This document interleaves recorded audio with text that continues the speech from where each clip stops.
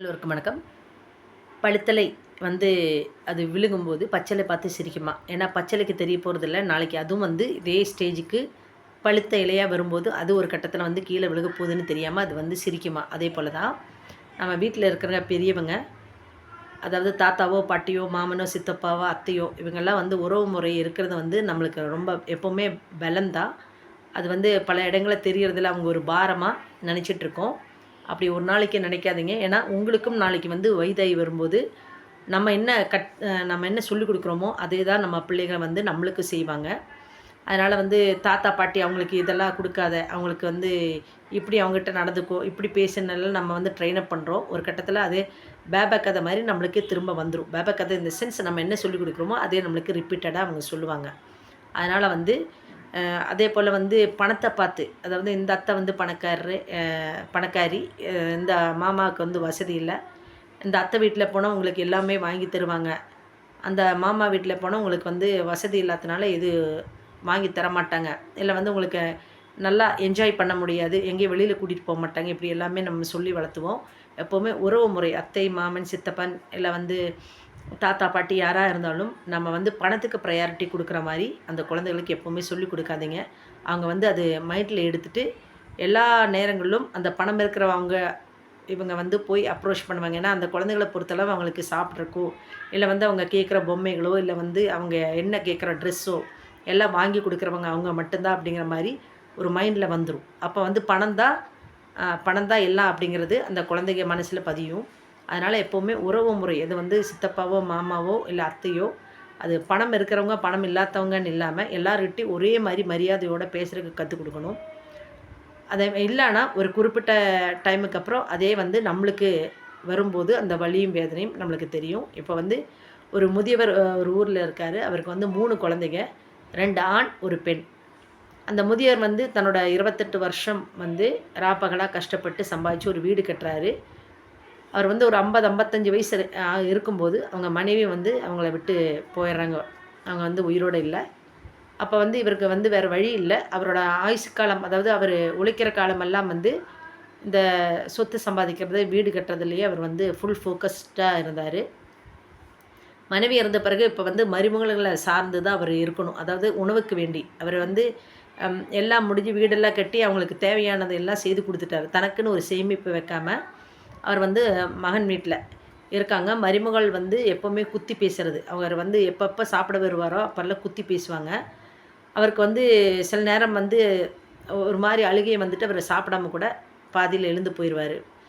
ஒரு கட்டத்தில வந்து மருமகளுக்கு வந்து இந்த முதியவர் வந்து ஒரு பாரமா தெரியறனால, அதாவது தன்னோட கணவர், அதாவது இந்த முதியவரோட மகன்கிட்ட சொல்லிக் குடுக்குறாங்க.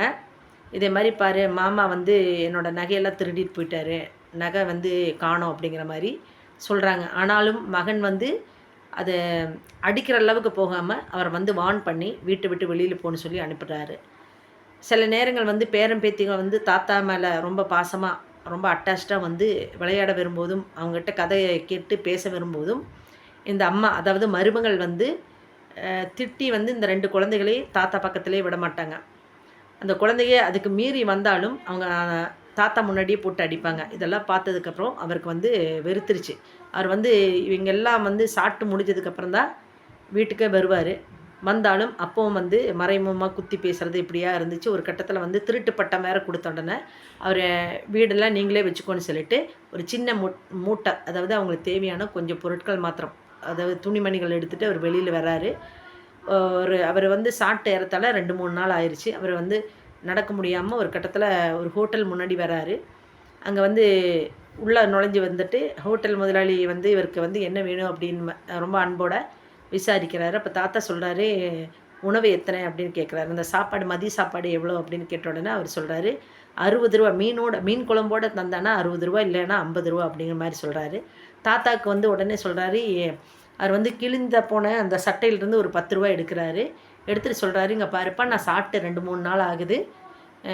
எனக்கு வந்து நீங்க எந்த குழம்பும் தர வேண்டாம். வெறும் வந்து சாதம் மாத்திரம் தான். சாப்பாடு மாத்திரம் எனக்கு தந்தா போதும். என்னோட பசி போற அளவுக்கு அப்படின்னு. அப்ப இவருக்கு வந்து ரொம்ப ஒரு மாரி கஷ்டமாயிருச்சு ஓனருக்கு.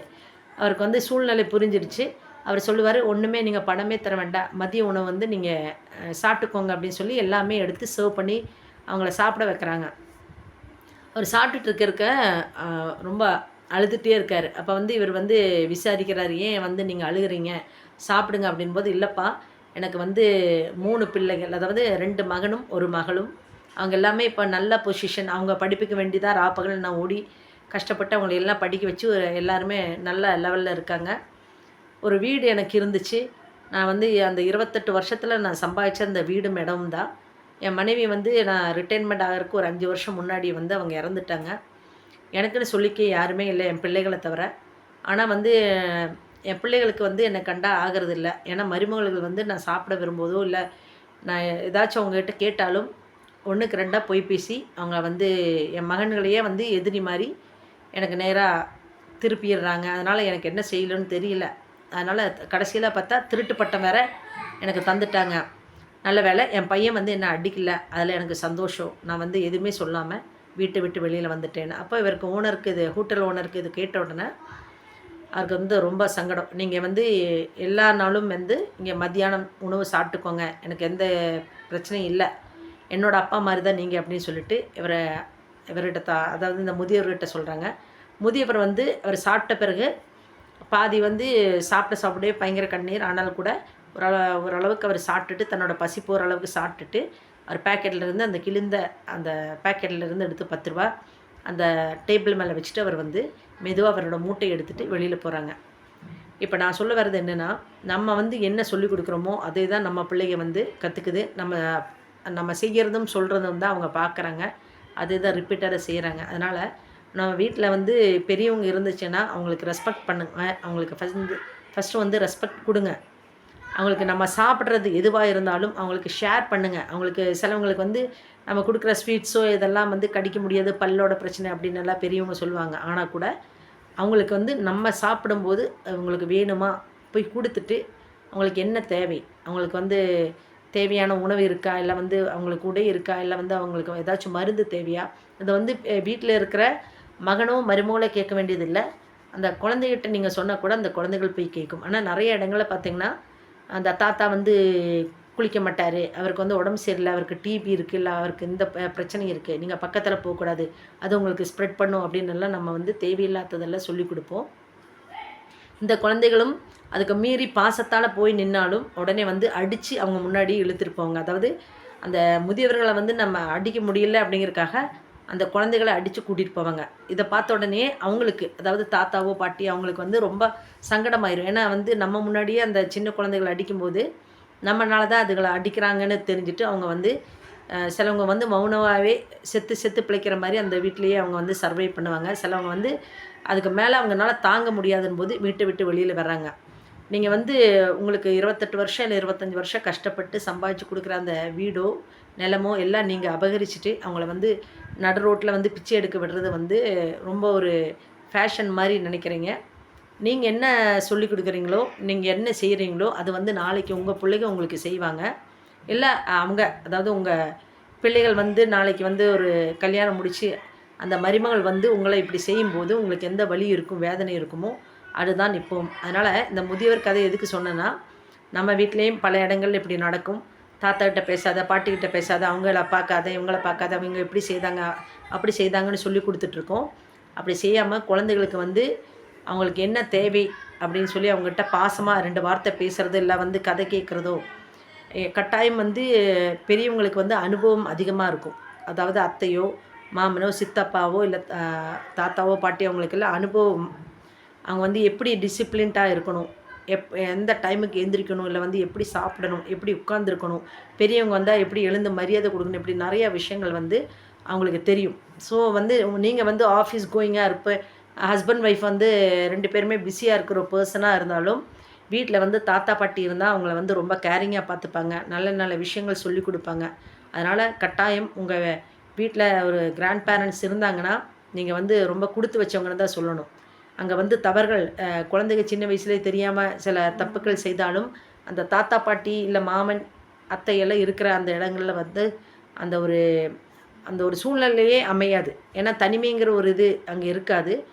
அந்த குழந்தைய வந்து ரொம்ப கேரிங்கோட ஸ்கூலு விட்டு கூட்டிகிட்டு வர்றது, அதே மாதிரி அந்த குழந்தை என்ன பண்ணுது அப்படின்னு கண்காணிக்கிறதுக்கும் எல்லா விஷயங்களுக்கும் அந்த பெரியவங்க வீட்டில் இருக்கிறது நல்லது. அதனால் இந்த பெரியவரை வந்து ஒரு வேளை சாப்பாட்டுக்கு இல்லாமல் இப்படி அலைய விட்ட போல் நீங்களும் உங்கள் வீட்டில் இருக்கிற தாத்தாவோ பாட்டியோ யாரையாச்சும் இப்படி வெளியில் அனுப்பியிருந்தா கட்டாயம் வந்து அவங்கள திருப்பி உங்கள் வீட்டுக்கு கூட்டிகிட்டு வந்து அவங்கள நல்லபடியாக பார்த்துக்கோங்க. அதுக்கு தான் இந்த கதை சொன்னேன். நன்றி, வணக்கம்.